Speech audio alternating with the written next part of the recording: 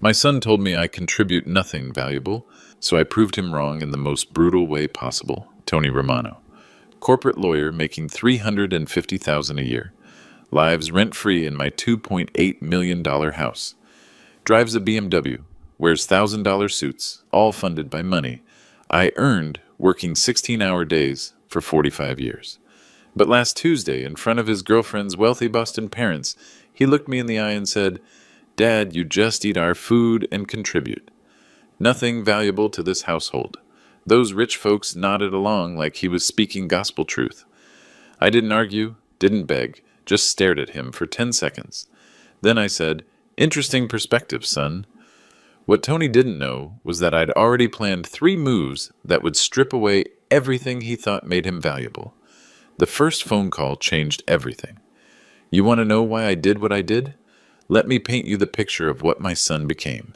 Tony wasn't always like this.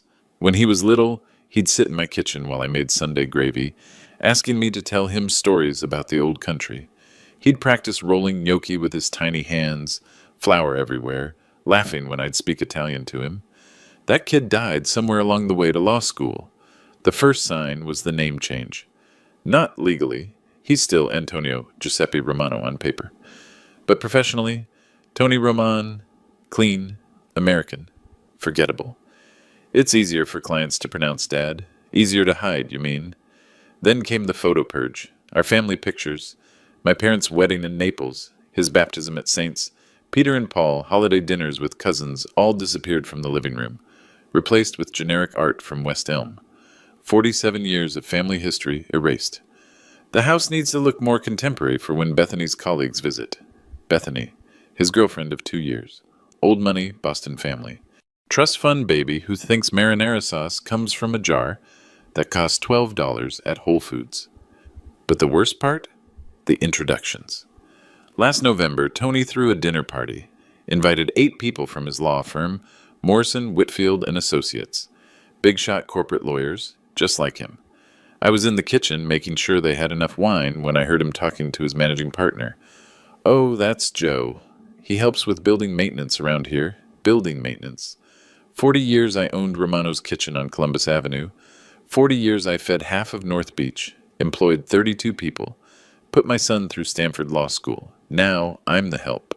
I didn't say anything that night, just refilled their glasses and listened to them discuss their ski trips to Aspen, their weekend houses in Napa, their children's private schools. But I started paying attention to the patterns. Every time someone asked about me, same story. Joe takes care of the property. Never my father. Never the man who sacrificed everything so I could wear $1,000 suits. The house itself became a museum of his shame. My mother's crucifix from the hallway, gone. The copper pasta machine I brought from Italy in 1973, hidden in the basement. The framed review from the San Francisco Chronicle calling Romano's Kitchen a North Beach treasure. Nowhere to be found. Instead, Tony filled the walls with his Harvard diplomas, his bar admission certificate, photos of him shaking hands with judges and politicians. Look how American I am. Look how far I've risen above my immigrant father. The money part hurt too. I sold Romano's in 2019 for $1.2 million. Retirement fund, I thought. Maybe travel a little, see my cousins back in Naples. Take it easy after 45 years of 16-hour days. But Tony had other plans. "Dad, you should invest that money in the house. Renovations will increase the value. It's the smart financial move." So I did.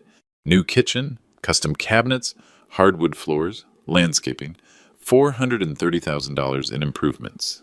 Tony picked out everything. Minimalist, modern, soulless. Know what he said when it was finished? "Finally looks like a place I can bring clients to." Not "thank you, Dad." Not "I appreciate you investing your life savings in our home." Just satisfaction that he'd successfully erased the last traces of where he came from. The social media stuff was almost funny, if it wasn't so pathetic. Bethany's Instagram account, 300,000 followers, constantly featuring our beautiful San Francisco home. Never mentioned who owned it. Never mentioned who paid for those organic flowers in the foyer or the artisanal cheese platters for her influencer friends. Just grateful for this amazing space. And home is where the heart is. My heart built that space, sweetheart.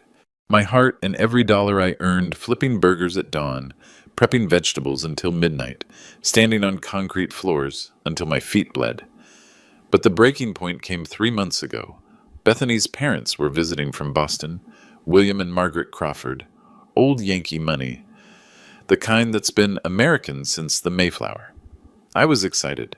Finally, a chance to show them real Italian hospitality.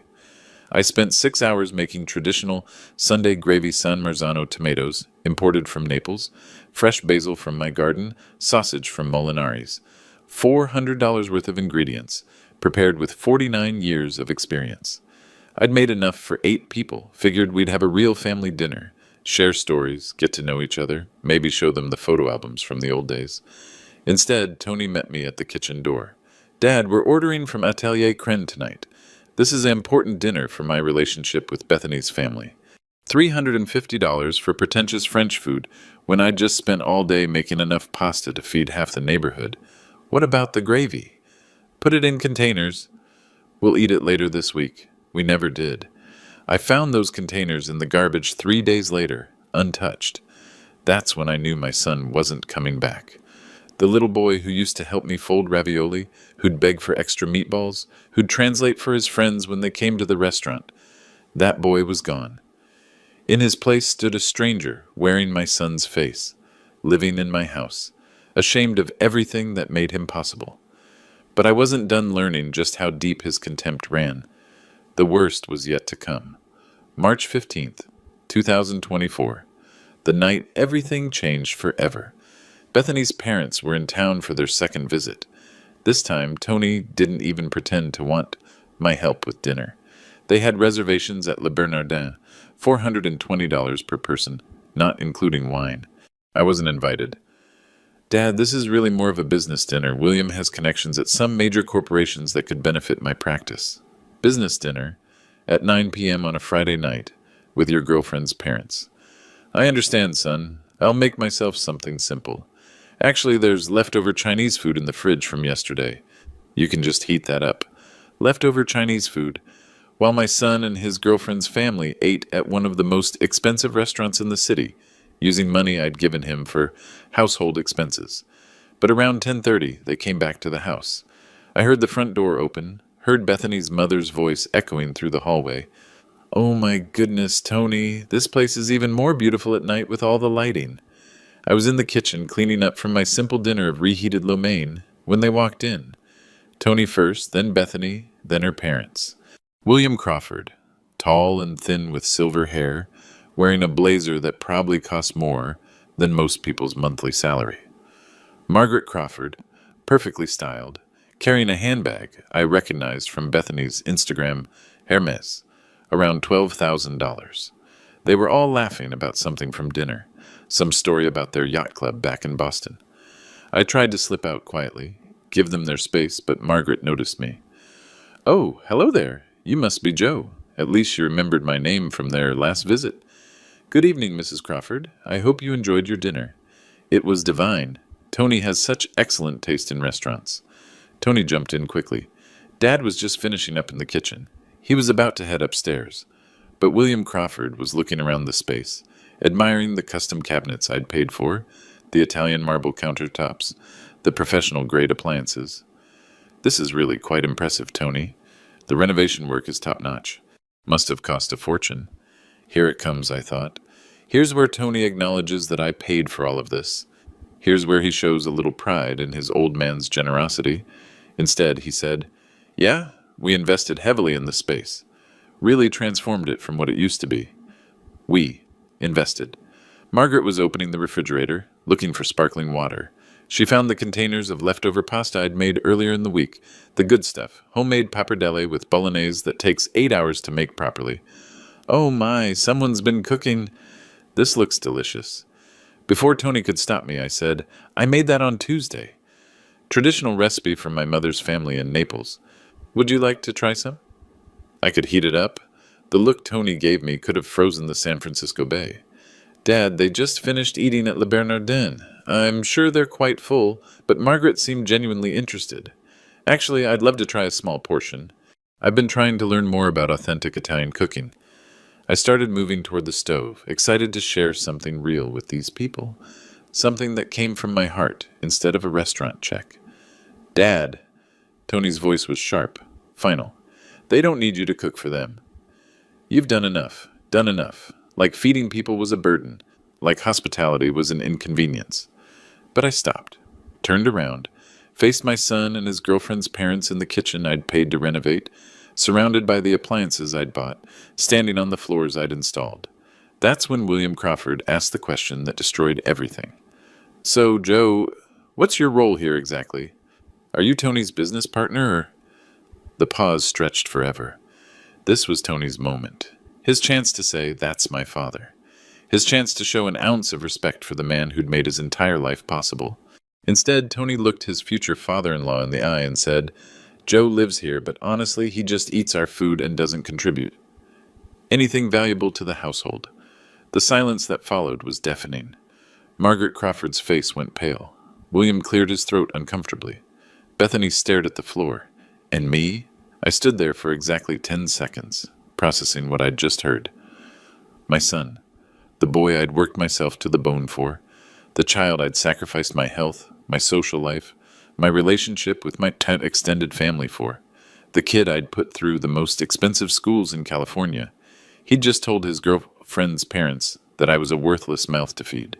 In my own kitchen, in my own house, using furniture I'd bought, eating food I'd paid for, surrounded by luxuries my 45 years of restaurant work had provided. Finally, I spoke. "Interesting perspective, son." My voice was calm, steady. But something had shifted in that room, and everyone felt it. Tony tried to backtrack. "Dad, I didn't mean—" No. You meant exactly what you said." I looked at William and Margaret Crawford. These people my son was so desperate to impress. "Enjoy your evening, folks. I have some phone calls to make." I walked upstairs to my bedroom, closed the door, and sat down at my desk. Then I opened my laptop and started making the 3 most important phone calls of my life. To Naples, to my lawyer, and to my real estate agent. By morning, my ungrateful son's world would start falling apart. Saturday morning, March 16th, 6 a.m. sharp. I was already dressed and sitting at my kitchen table when Tony stumbled downstairs, still in his pajamas, looking for coffee. Bethany and her parents had left the night before, cut their visit short after that dinner conversation. Funny how quickly people flee when they witness real family dysfunction. "Dad, about last night?" "Coffee's fresh," I said, not looking up from my newspaper. "Made it 20 minutes ago." He poured himself a cup, added his organic oat milk that costs $8 a half gallon. Sat down across from me like we were going to have some heart-to-heart conversation. "I think we should talk about what happened." "Nothing happened, son." "You told the truth. I respect honesty." That threw him off. He was expecting an argument, tears maybe, some kind of emotional scene he could dismiss as Dad being dramatic. Instead, I folded my newspaper, finished my coffee, and stood up. "I have some errands to run today." "Don't wait up for dinner." My first stop was Heritage Bank on Montgomery Street. Account manager named Patricia Williams. Been handling my money for 12 years. Professional woman, always treated me with respect. Remembered details about my family. "Mr. Romano, good to see you. How can I help you today?" "I need to understand exactly what my house is worth, Patricia. Current market value." She pulled up the records on her computer. $2.8 million, just like I thought. Property values in North Beach had exploded since I bought the place in 1985 for $89,000. "Are you considering selling?" "Considering, yes. If I did sell, how quickly could it close?" "In this market?" "Cash offer, no contingencies?" 30 days, maybe less." I nodded, made a mental note. Next stop, Immigration Law Offices of Chen and Associates on Bush Street. I'd done my research online, found the best firm in the city for family reunification cases. Attorney named David Chen, 40-something, sharp dresser, came from immigrant family himself. Understood the situation immediately when I explained what I needed. "You want to sponsor 4 family members from Italy." "Cousins, you said?" "Marco, Sofia, Giuseppe Jr., and Lucia Romano. Ages 19 to 28. All unmarried, no criminal records, college educated, or in college. I have their documentation." And I'd spent 3 hours on the phone with my cousin Salvatore in Naples the night before, getting all the details, making sure everyone was willing to make the move. Mr. Romano, this is going to be expensive. Filing fees, legal costs, travel expenses, settlement funds. We're looking at roughly 85,000 per family member, 340,000 total, minimum. Money's not the problem. And you understand the commitment? You're financially responsible for them for several years. Housing, health insurance, job assistance, if needed. I understand completely.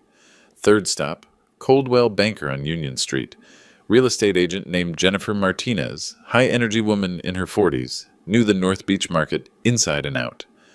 Mr. Romano, I haven't seen you since you sold the restaurant. How's retirement treating you? It's been educational, Jennifer. I need to discuss selling my house. Her eyes lit up. She knew the property, knew what it was worth. That's a beautiful home. Prime location, recent renovations. Are you looking to downsize? Something like that. I need this done quickly and quietly. Cash buyers only. No inspections, no financing contingencies, 30-day close, maximum. I can have buyers lined up by Monday. Market's still crazy hot for properties in that price range. Perfect. One more thing I don't want my son to know until the papers are signed. Jennifer raised an eyebrow but didn't ask questions. Understood. We'll handle everything through my office. Final stop, Wells Fargo, different branch from my usual one. Opened a new account, separate from anything Tony might have access to. Transferred $500,000 as a starter fund. By 4 p.m., I was back home. Tony was in the living room, watching college basketball, feet up on the coffee table like he owned the place. How were your errands, Dad? Productive. That evening, I made dinner for one. Spaghetti aglio e olio, simple and perfect. Tony was out with Bethany, probably at some trendy cocktail bar, spending money he hadn't earned on drinks that cost more than my father made in a week. While I ate, I reviewed the documents David Chen had given me. Immigration forms, financial requirements, timeline for the visa process. Everything looked straightforward. My phone buzzed. Text message from Jennifer Martinez. Already have 3 serious inquiries.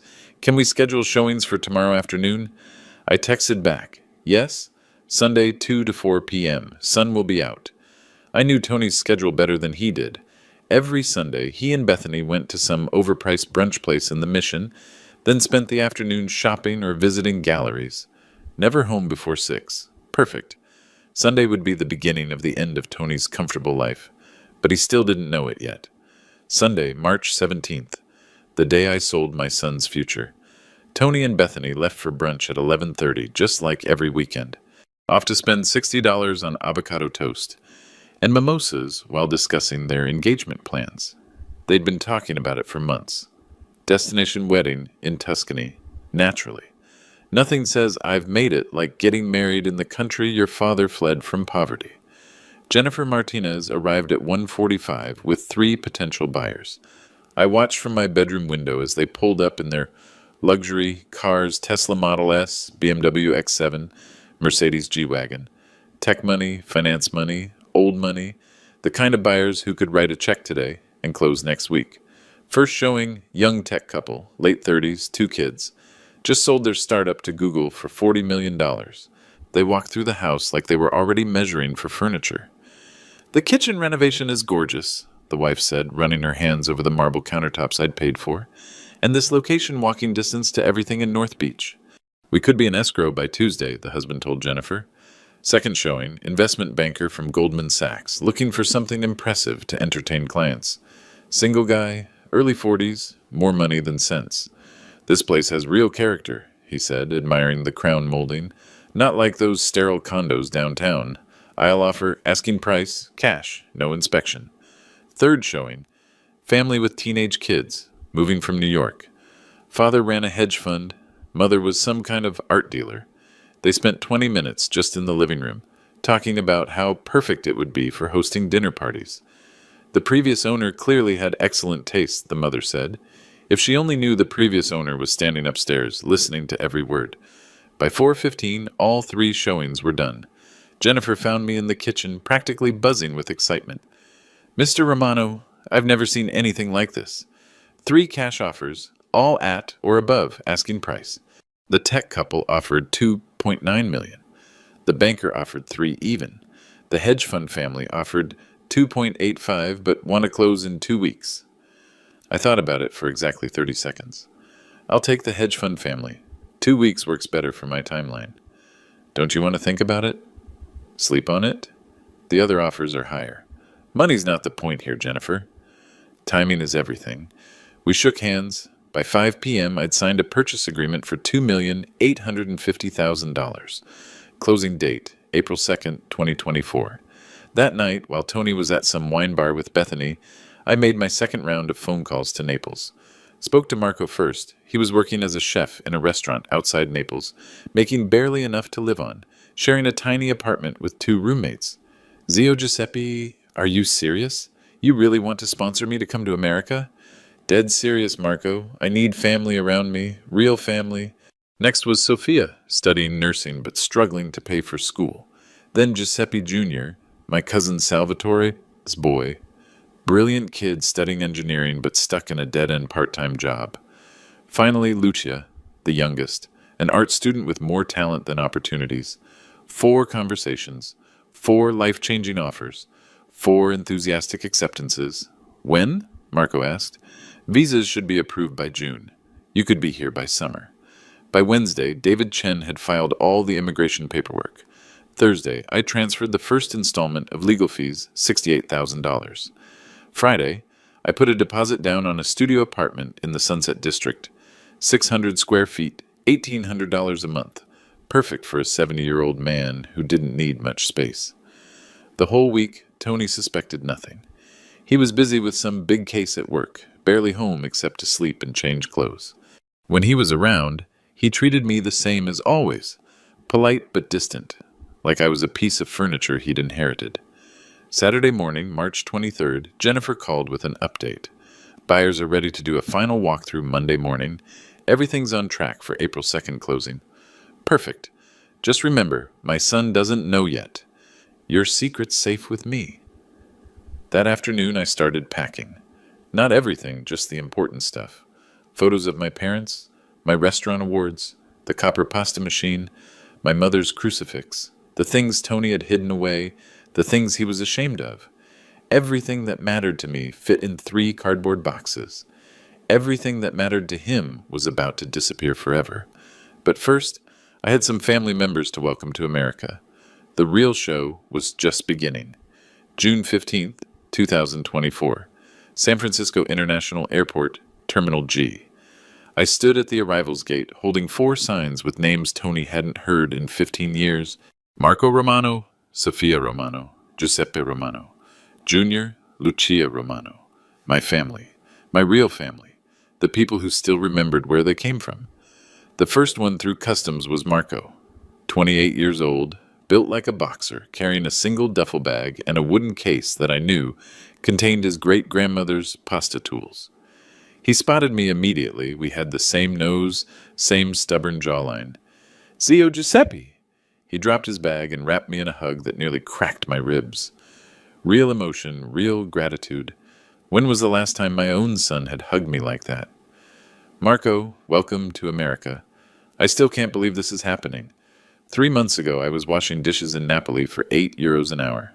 Now you're going to show San Francisco what real Italian cooking looks like. Sophia came next, 24 years old, carrying medical textbooks and a rosary that belonged to our grandmother. She cried when she saw me, actual tears of joy. Zio, I've been studying English for 6 months, but I'm still nervous about my accent. Your accent is beautiful. Don't let anyone tell you different. Giuseppe Jr., everyone called him Pepe was third.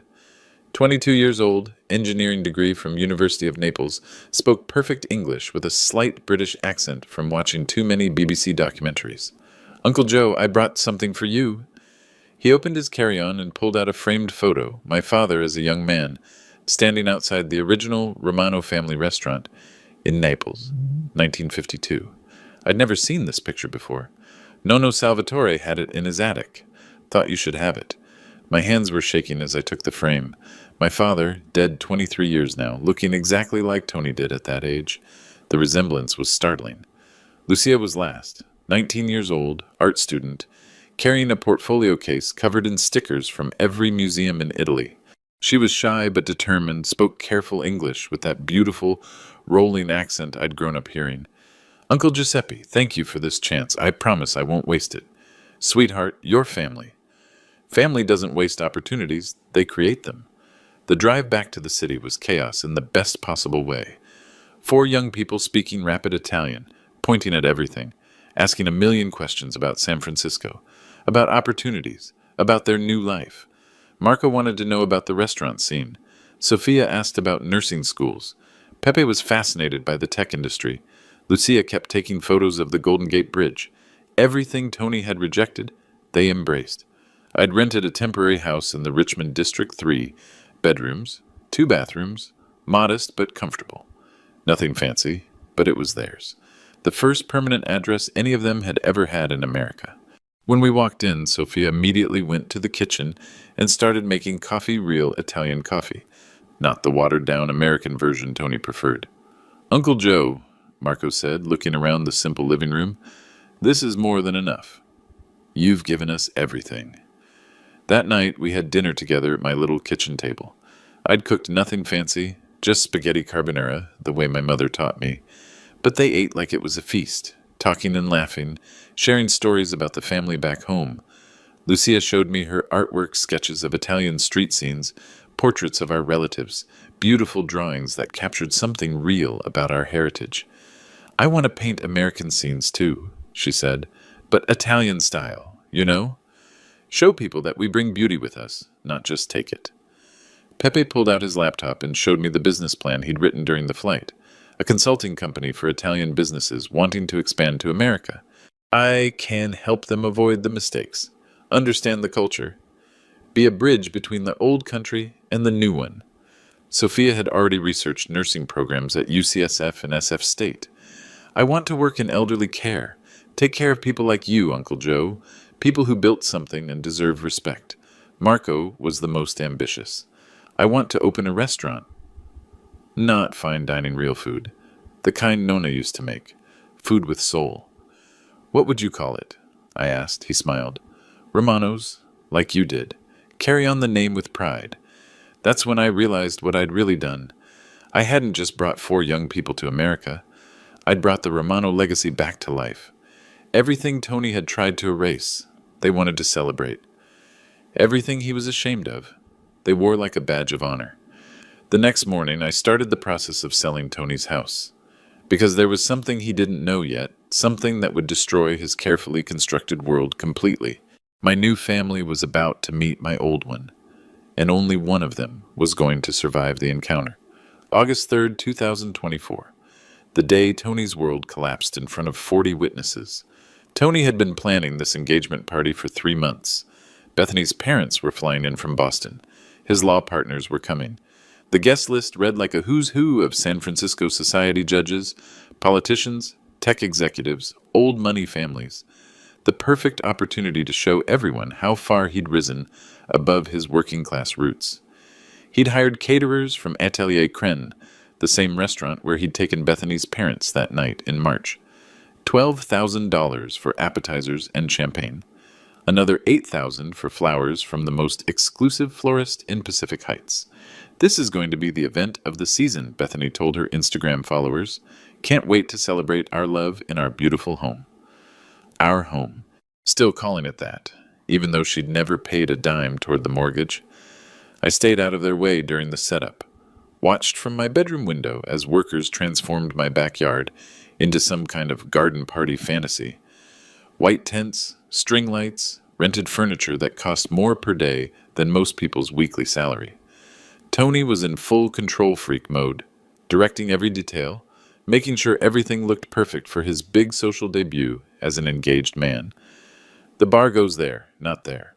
I want everyone to have a clear view of the garden when they walk in. Are you sure about these flowers? They need to photograph well for social media. Did someone move that table? Everything needs to be symmetrical. By 6 p.m., the first guests started arriving. I recognized most of them people who'd been to the house before, people who thought I was the hired help. William and Margaret Crawford pulled up in their rental Bentley, dressed like they were attending a state dinner. Tony rushed out to greet them, all smiles and perfect manners. William, Margaret, welcome back to San Francisco. You remember our home, of course. Our home. The house I'd bought with restaurant grease under my fingernails and arthritis in my hands from 40 years of standing on concrete floors. By 7:30, the party was in full swing. 43 people wandering around my backyard, drinking champagne that cost more per bottle than I used to make in a day, eating appetizers they couldn't pronounce. I could hear the conversations from my window. Tony introducing Bethany to his managing partner. Discussion of their wedding plans. Destination ceremony in Tuscany. Reception for 200 guests. Honeymoon on the Amalfi Coast. We're thinking September next year, Bethany was saying. Something intimate but elegant. Intimate. 200 guests. That's when I heard the sound that changed everything. A diesel engine rumbling up the street, air brakes hissing. The unmistakable sound of a moving truck stopping right in front of my house. I looked out the window and smiled. Perfect timing. The conversations in the backyard started to die down as people noticed the commotion out front. Through the side gate, I could see guests craning their necks, trying to figure out what was happening. Tony appeared at the front door, still holding his champagne glass, looking confused and annoyed. "Excuse me," he called to the moving crew. "There must be some mistake. We're not moving anywhere." The crew chief, a big guy named Rodriguez, checked his paperwork. "This is 1247 Stockton Street, right? We're here for the Romano job." "Yes, this is Romano, but—" "You, Tony Romano?" "Yes, but I don't understand." I didn't hire any movers. That's when I stepped onto the front porch. I did. Tony spun around, his face going pale. Behind him I could see his guests starting to gather, drawn by the drama unfolding at the front of the house. "Dad, what's going on?" Rodriguez looked between us, clearly uncomfortable. "Sir, we have instructions to pack and move everything in the house. Settlements tomorrow morning, and the new owners want to do a walkthrough at noon." "Settlement?" Tony's voice cracked. "What settlement?"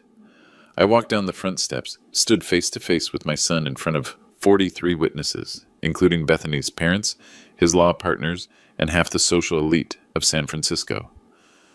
"I sold the house, son." The silence that followed was deafening. Someone's champagne glass hit the ground and shattered. "You... what?" "Sold it. April 2nd, to be exact. The Hendersons' lovely family from New York. Hedge fund money. They're taking possession tomorrow."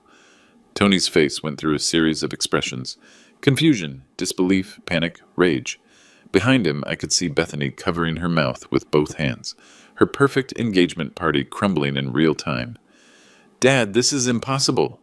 You can't just sell the house without telling me. I live here." "You live here rent-free," I corrected. "Big difference." William Crawford stepped forward, looking like he'd swallowed something sour. "Giuseppe, surely there's been some misunderstanding. Tony and Bethany are engaged. They're planning their future."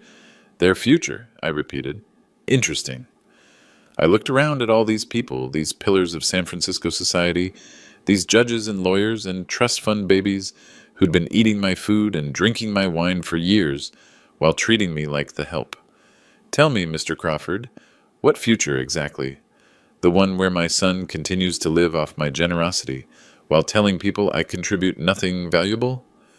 More silence. A few guests started to back away, sensing this was about to get much worse. "Dad, please, not here, not now."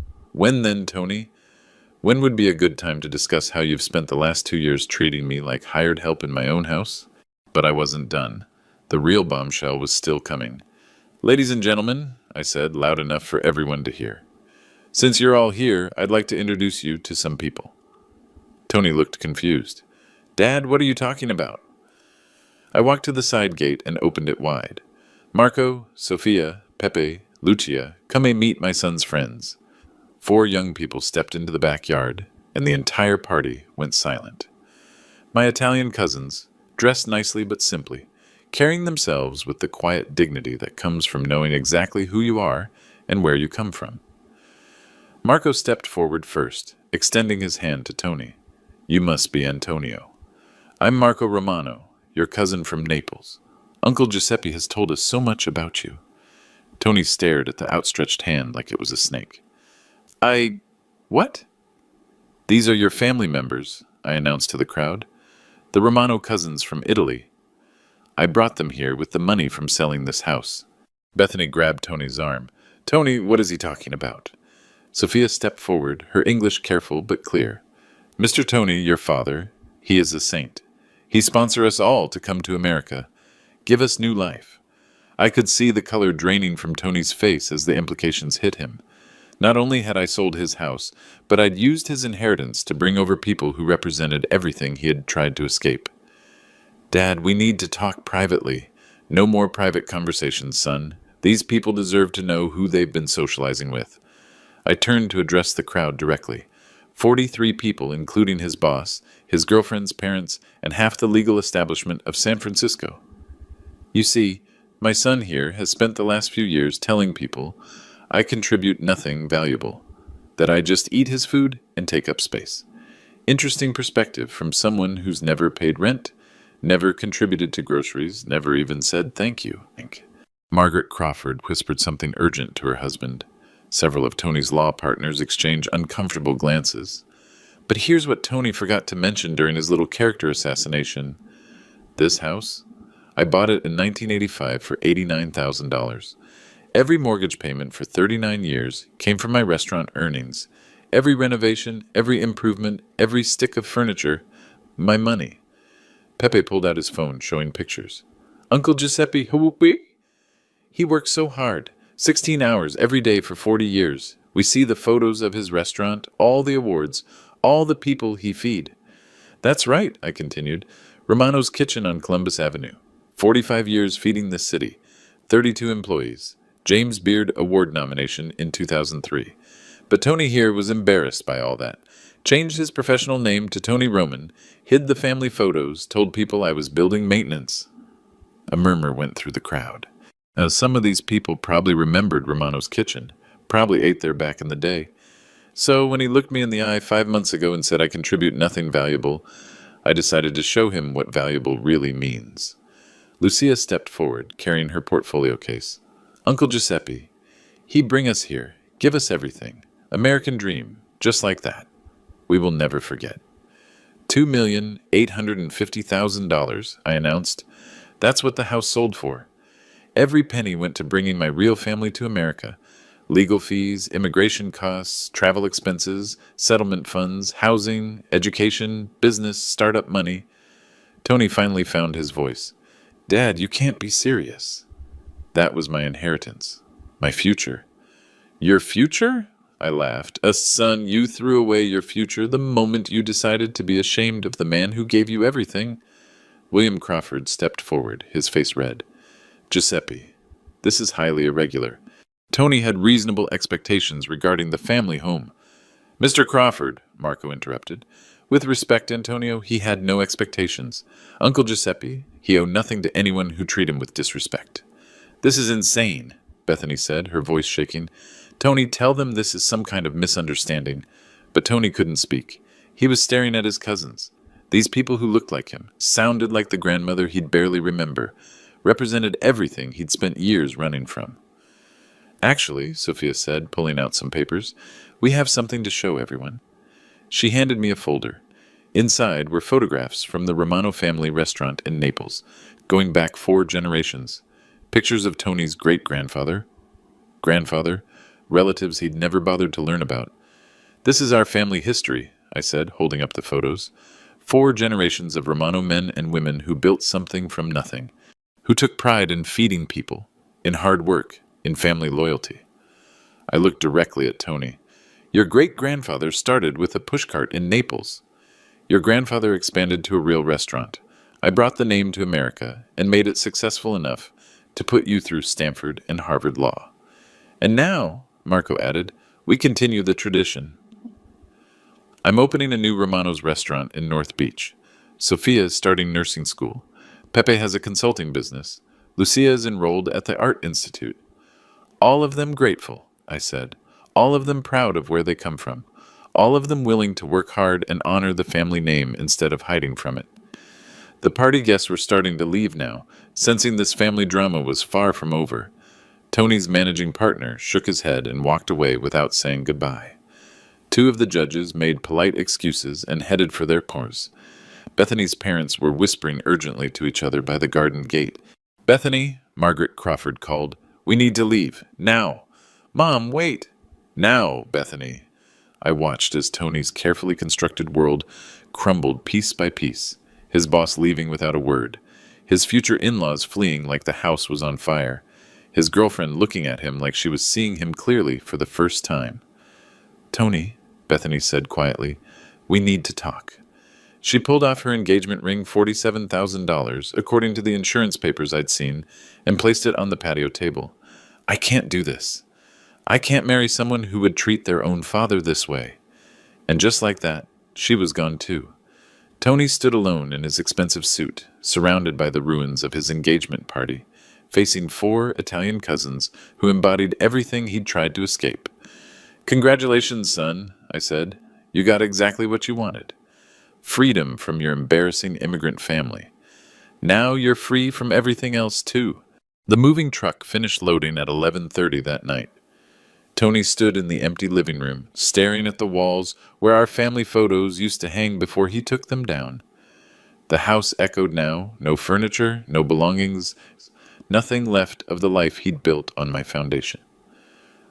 Where am I supposed to go? He asked. That's not my problem anymore, son. Rodriguez, the crew chief, handed me the final paperwork. Everything's loaded, Mr. Romano. We'll deliver to your new place in the Richmond tomorrow morning. Thank you, Rodriguez. There's a bonus in there for working so late. As the truck pulled away, Tony's phone started buzzing. Text messages, missed Powell's social media notifications. Word travels fast in San Francisco's legal circles, especially when it involves public humiliation. I could see him reading the messages, his face getting paler with each one. Dad, my phone is blowing up. Someone posted video from tonight on Instagram. Bethany's friends were filming the whole thing. Of course they were. Rich kids document everything, especially drama. How many views? He checked. 47,000 and climbing. Someone tagged it hashtag engagement party meltdown and hashtag Italian justice. The irony was perfect. Tony had spent years crafting his image on social media, carefully curating his success story. Now the internet was destroying that image in real time. My cousins had gone back to their temporary housing in the Richmond, but not before each of them shook Tony's hand goodbye. Professional courtesy, the kind of grace he'd never shown me. Antonio, Marco had said, if you ever want to learn about your family, about where you really come from, you call me, okay? Tony just nodded, unable to speak. By midnight, we were alone in the empty house. Tony sitting on the floor where his expensive couch used to be, me standing by the window, watching the new owner's moving truck pull up outside. The Hendersons are eager to get settled, I said. Nice family. 3 kids, 2 dogs. The kind of people who'll actually live here instead of treating it like a museum. Dad, please. There has to be some way to fix this. Fix what exactly? Everything. The house, Bethany, my job situation. Your job situation? He showed me his phone. 3 missed calls from his managing partner, Harold Morrison. 2 emails marked urgent. Morrison wants to see me first thing Monday morning. This kind of publicity. It doesn't look good for the firm. Morrison, Whitfield, and Associates. One of the most conservative law firms in the city. They prided themselves on discretion, respectability, old-fashioned values. Having a partner's engagement party turn into a viral family meltdown wasn't exactly on brand. Maybe you should have thought about that before you decided to publicly humiliate your father. Tony's phone buzzed again. This time it was a text from Bethany. I'm staying at my parents' hotel tonight. We need to talk tomorrow, but I need time to process what happened. I had no idea you felt that way about your father. He looked up at me. She's thinking about calling off the engagement completely. Smart woman. I always liked her better than you deserved. Dad, what do you want me to say? That I'm sorry? Fine, I'm sorry. I'm sorry I hurt your feelings. I'm sorry I was embarrassed. Can we move past this now? But that's the thing about consequences. They don't care about apologies.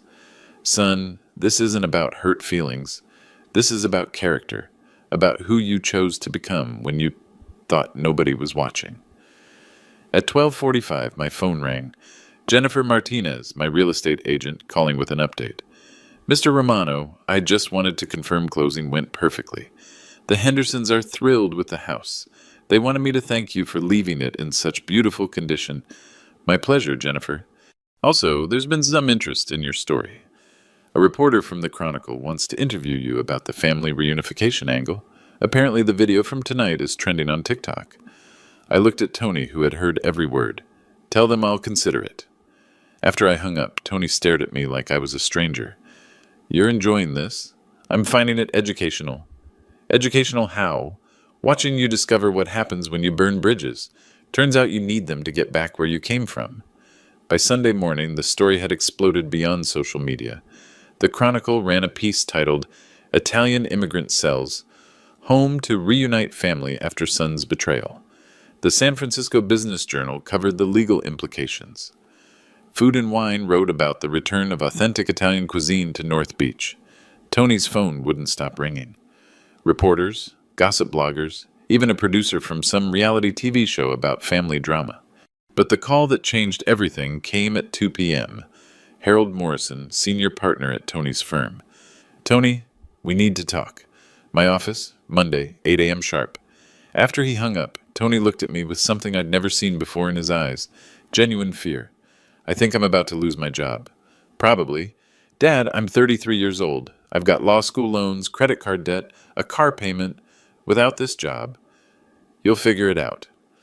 Smart guy like you, Stanford education, all those connections you've been building. But we both knew the truth. In a city like San Francisco, reputation was everything. And his reputation was currently getting destroyed in real time by thousands of strangers who'd watched him disrespect his immigrant father. There has to be something I can do. There is. He looked up, hopeful. You can learn. 6 months later, December 2024.